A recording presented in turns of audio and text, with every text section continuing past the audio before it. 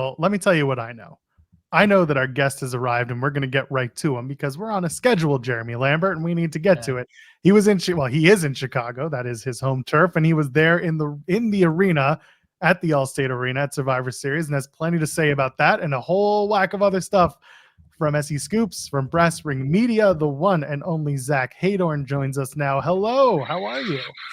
Hey guys, what's going on? All good over here. It's been a wild week for all of us, and it's always good to talk wrestling with you guys. Thanks for having me on.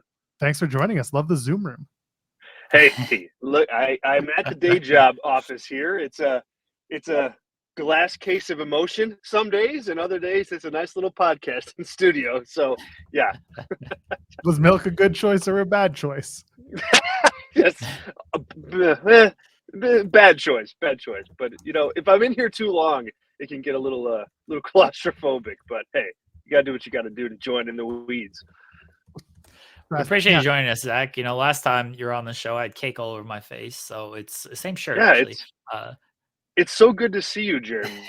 Like, I didn't get a chance to fully appreciate your good looks before. So, well, he's very kind, very kind. All right, let's just get into it. Saturday night, CM Punk, he was back. Was there any inkling in the arena, in the media room area, as the show was going on, that he might show up? Man, there really wasn't. The vibe in the building. So when I got there, I tried to do this with all wrestling shows that I'm at covering, is to walk around and try to take in different parts of the building. And I've been in the Allstate Arena for, I don't know, 50 plus wrestling shows probably. And this was the fullest I've ever seen it for a wrestling show. It felt like it was bursting at the seams. And I think the general kind of consensus before the show was there's a few people in the crowd that want to see CM Punk. They chanted for him, and then that chant got drowned out by boos. And that was like the story going in. So my thought was like, man, if he does come back, boy, it's going to be really interesting to see, like, does this audience turn? Because for one thing, it's surprising in and of itself. A Chicago crowd booing any mention of CM Punk is just not something that the universe is used to. But given the circumstances, I thought it was really interesting. As far as the media goes, no, like, I think everybody, once the Randy Orton angle played out and he is not going to be here, like, I think everybody's antenna went up a little bit. But the media got ushered out of the seats to get ready for the scrum before Punk came out. So there clearly was not a connection, between, backstage and the media folks as to what was going to happen. So especially once that happened, those folks who left to cover the scrum, were like, all right, hey, show's over. And when I saw that, I stuck around in the arena to kind of just, make sure. But when I saw that, I was like, all right, this is not going to happen. End the show. And then as soon as I thought it, boom, music hits, place goes nuts.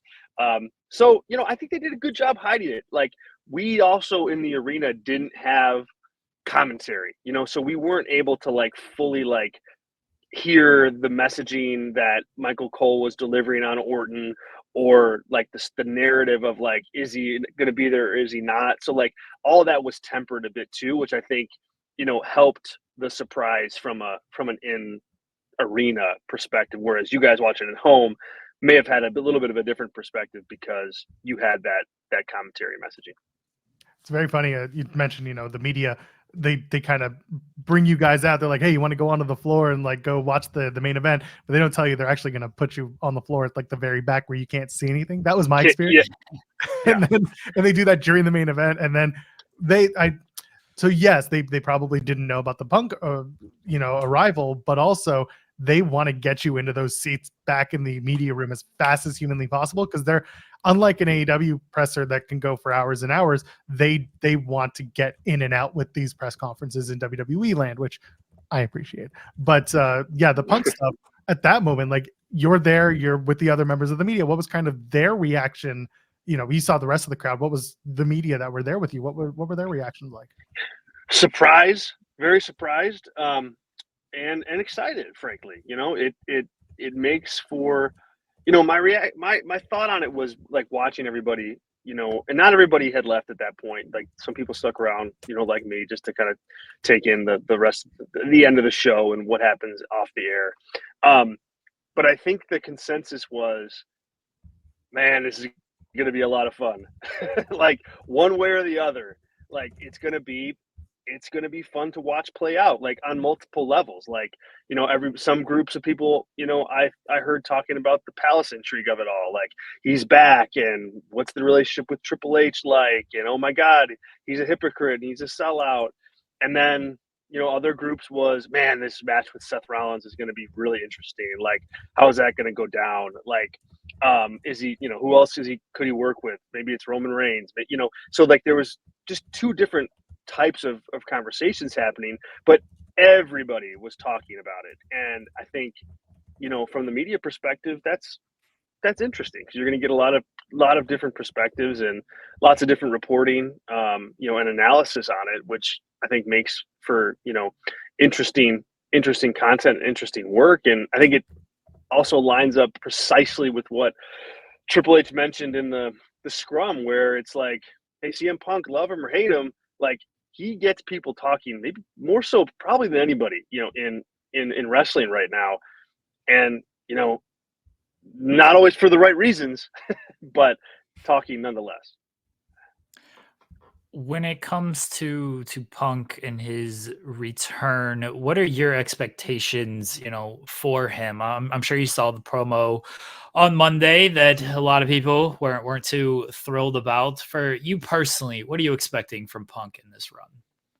So I'm expecting, like, based on that promo, I'm expecting like a different Punk to come out at some point. I don't think that I wrote about this for a column on Brass Ring Media that you guys can check out on our Substack page. That I don't think it was an accident. I don't think that, the verbiage I've changed multiple times in the promo was an accident. Usually that type of stuff isn't an accident in WWE. So my expectation is that he kind of leans into like the hypocrisy of him coming back, and him being like almost like an anti CM Punk, where it's, you're going to get maybe more, buddy WWE and CM Punk love. And eventually that leads to, a heel CM Punk. Cause I think that's where the business is. I mean, I really do. I think Punk and Seth's going to be a big match. Punk and Roman can be a big match. Punk and Cody Rhodes can be a big match. Like I just, Punk and LA Knight could be something big. I mean, like I just think there's more opportunity for him as a heel. And frankly, I don't know how much he has left in the tank of being like the controversial, pipe bomb throwing superstar. It's like, he's 45 years old now, he's a millionaire. Like it's really hard, I think, to buy that. It was hard to buy it before, but it's especially hard once you come back to this company where like that whole pipe bomb thing and like, the anti-authority and anti-establishment, was rooted in, a disdain for WWE. And when you kind of come back and you do this, I think you almost have to pivot, because it's too contradictory. So that my expectation is, though, that this goes well. I think Punk is, he's obviously prickly and he's obviously easily a guy who's easily set off. And I think he's a bit of a narcissist, of course, all of those things. But I don't think Punk is stupid. I think he knows that, like, hey, if I want to make $1 million in pro wrestling, like, this is the only place that I have left to go. If I want to do something after I'm done wrestling, I've got an in to Endeavor Media, one of the biggest, entertainment business companies in the world. Like, he's got access to that now. And so, like, I tend to think that this goes better than most, just because, even if Punk is extremely self-serving and that's all he is, it benefits him to make sure this goes as swimmingly as it can. So between, you're a Chicagoan, Yes. who do you think is having the better time right now? CM Punk or Corey Perry? Wow. Well, it's not Corey Perry. Pretty certain, man. It's so funny that you bring that up, because I was before I clicked to like join the show, I was just reading like a thing about that, and like to be fair, I didn't get the full into the full article, so I was just like scrolling away on social media. Did something happen with him and Bedard's mother? Is that what this is? So that's not, everyone's saying that's not true. That was just a big like social media joke that got way too far. Okay.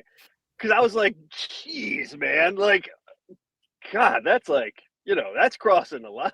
It's crossing the line. But no, Punk is easily having the better day, or the better week, and probably, the better next 6 months, I would say, too. Probably the better. I mean, I don't know what Corey Perry's going to do for the rest of his life, but I don't think Corey Perry's playing hockey again after this. No. It's not like he's a spry young man. Hard disagree. It's time for him to come home to the Ducks, stick around, get your jersey raised to the rafters. You can bum around the OC where no one's going to even bat an eyelash if you do something you're not supposed to, as long as you don't do it with someone in the company. No, I mean, ouch. What a story that is. But like, I think Punk, yeah, he's riding high right now. Now, who knows if like someone may, shake his hand wrong backstage, and that may set him off. But for now, he's got to be doing well. I hope someone does shake his hand wrong backstage. Like, yeah, Dominic didn't come up and greet me. Just very prickly man. He didn't kiss me like all the other people did, apparently. That was a weird part of the promo. That's all kumbaya for right now. When it comes to the media, the press conference at Survivor Series, I know Triple H did a very long version of his intro and stuff. It was like, I know what everybody wants to talk about, R-Truth's return and stuff. And then we got into the CM Punk questions and everything. Did you have anything lined up on Punk's return or anything else for Triple H or anyone else that was there? So when I opted to stick around in the arena, I opted out of the press conference. Just because, so interesting tidbit, the Allstate Arena, the media had to be ushered actually out of the Allstate Arena and into like another building that's like nearby, which is why they left earlier than normal, because they had to actually go outside and then like into a side like building where like the ticket offices and like the media offices. It's not on site, so it's like across the street. So when I in the moment just decided, I'm gonna stick around, and like we had other people with SEScoops there, so I kind of was able to make that call. There was I was kind of like, they didn't have a way to get into the media scrum. That said, I think, I don't know about you guys, but I think Triple H did a pretty good job in that press conference, like not like heaping too much praise on Punk coming back, because he doesn't know how things are going to go, but also just kind of saying, look, man, like fans wanted it, we made it happen. We'll figure it out. We'll figure out what's next. And it's like, that's so true. Like, that's like, a pretty like straightforward answer. Like, I think he could have totally like gone into like WWE speak and, we love CM Punk and we've got all these plans and like, it's going to be wonderful. Like, he's home, and like, you could have just gone the whole corporate WWE thing. But he seemed to take an approach that was more real, of like, yeah, this is good, I think, but I'm not totally sure yet. So that seemed more of a real moment. I think some of those WWE press conferences, like you don't get a ton of that, and you get it less and less now in AEW too. But that seemed to be like a real kind of moment of reflection on, oh man, I just did this. I hope this works. I hope this works out okay. Yeah, it's funny to me when you mentioned how they brought people to a different area of the arena completely, like a different building. when I did the Bell Center for Elimination Chamber, they had to take us through the backstage area, and they're like, we hate doing this. We don't like bringing you to where we, make the sausage. And we're watching talent packing up and getting ready and all that stuff. And it's just so weird as we're being ushered through like a bunch of kids on a school class tour going into the media room, and they're like, this way, not this way, no, this way. Okay. And it's a very surreal moment, but you're right. Those media rooms are very like, it's a kayfabe vortex is how I've always put it, but also you need to kind of prep your question knowing that so you can almost get the realest answer you can. Yes. Absolutely. I mean, or at least how, look, everybody is going to cover this differently, at least how we cover it. It's like, we try to phrase a question in a way that gets an actual answer. Like, I don't want to see, character, this is probably a bad example because it's a blurred line, but Cody Rhodes, it's like, I don't need Cody Rhodes wrestling character answer. Like, I want a Cody Rhodes person answer. And it really does matter, like, kind of how you frame it, and like really, and also like the timing of it too, like if Cody's going into this like diatribe about, oh, it was so great beating Judgment Day at War Games and we finally got our vengeance, and then you come in and you ask a question like a non-kayfabe question. It's like, oh, that's the right question, but it's a weird flow. It's a weird dynamic. Who was representing SEScoops for you guys? So I was there. Ella J was there as well in the the backstage room. Yeah. I thought it was Ella J. I wanted to get confirmation from you because I have to inform you of this. I don't know if you need to take disciplinary. I can't say that word. Disciplinary action against Ella for this, but I want you to know that Ella J did take some of the Slim Jims, and I don't know if that's against media protocol. I don't know if that's co-opting right there, but Ella J did take some of the Slim Jims. I hope I'm letting you know. I'm sorry to out her on that.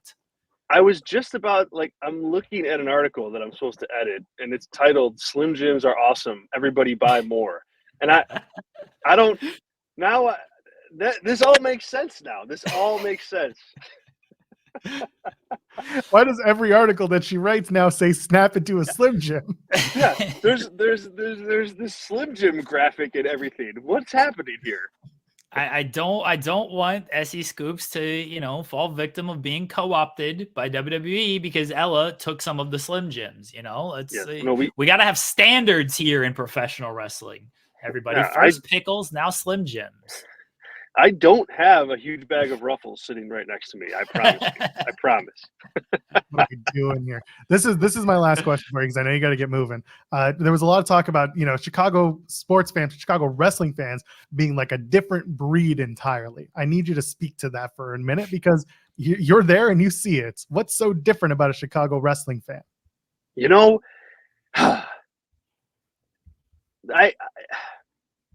is a hard question to answer because my opinion on it is like, I think that there's a group of fans, and look, first of all, we come out pretty much regularly. Like, I mean, like, there's a reason why Dynamite runs here every 4 weeks. It seems like because people go to the shows, and so I think they're a dedicated fan base, in either direction, and I also think that collectively, they know what they want. Like, I think they know what they want. And because they know what they want, they're a pretty good barometer of, in either direction, a pretty good barometer, like canary in the coal mine of what's working and what's not working, in wrestling in general, both, in this case, AEW and WWE. Like, when WWE in 2017, it was like, I'd be at Monday Night Raws and just be like, holy moly, like, this is a grind. And like, Chicago they'd have the beach balls out, they'd have the CM Punk chants rolling, they'd just be restless and not invested and kind of there, but that's about it. And then on the flip side, when AEW started up, I mean, those Chicago crowds, I think, really set the tone for like the AEW like party atmosphere that was connected with Dynamite in the early days of the promotion before the pandemic. I think they set the tone on that. But I think they call it as it is. Like WWE is a hot product now, and when you sat in that building at Allstate Arena on Saturday night, I mean, you felt that there was an energy there. That audience was cheering, cheering everything. The same audience that was booing everything 5 years ago was like in and invested and like, with these talents that were over. And then on the flip side, you have I was at, the AEW show before the All Out event, and I'm sitting there looking around like, holy, it's like a ghost town in here, number one, and also like a funeral, number two, because nobody, like, it's quiet, it's calm. So I think they just have a good pulse on what's working in the wrestling business. And that's not to say, other fan bases don't, but I think, Chicago's a pretty good barometer as to, what's working and what isn't. And that makes sometimes for a really fun environment like Saturday night was. And then it could also make for, just like boring environments when things aren't going the way they should. Zach, we appreciate you joining us this morning, giving us all the inside information from Chicago at Survivor Series. If you need to find Ella for her actions, please make the announcement. Put that out there. I'm gonna put it in her file right now. Yep. Yeah. Yes. Take action. Unacceptable. Yes. All right. Zach, let everybody know where they can find you at. Yeah. Well, guys, thanks so much for having me on. And for all listeners, if you want to hear more from us and from me, you can follow me at Zack_Heydorn right there on the page. We'd also love for you to check out Brass Ring Media on YouTube and on Substack. We've got free subscriptions there to get you in and get you hooked. And then, there is also a membership tier that gets you access to everything, all things Brass Ring Media. But we'd love to have you as a subscriber, test us out, see if you like what we do and how we cover wrestling. And, we'll do all we can to earn your business from there. Zach, thank you so much for hanging out with us this morning. Appreciate it, guys, as always. And let's do it again soon. Absolutely. Thanks, man. Thanks again. See ya.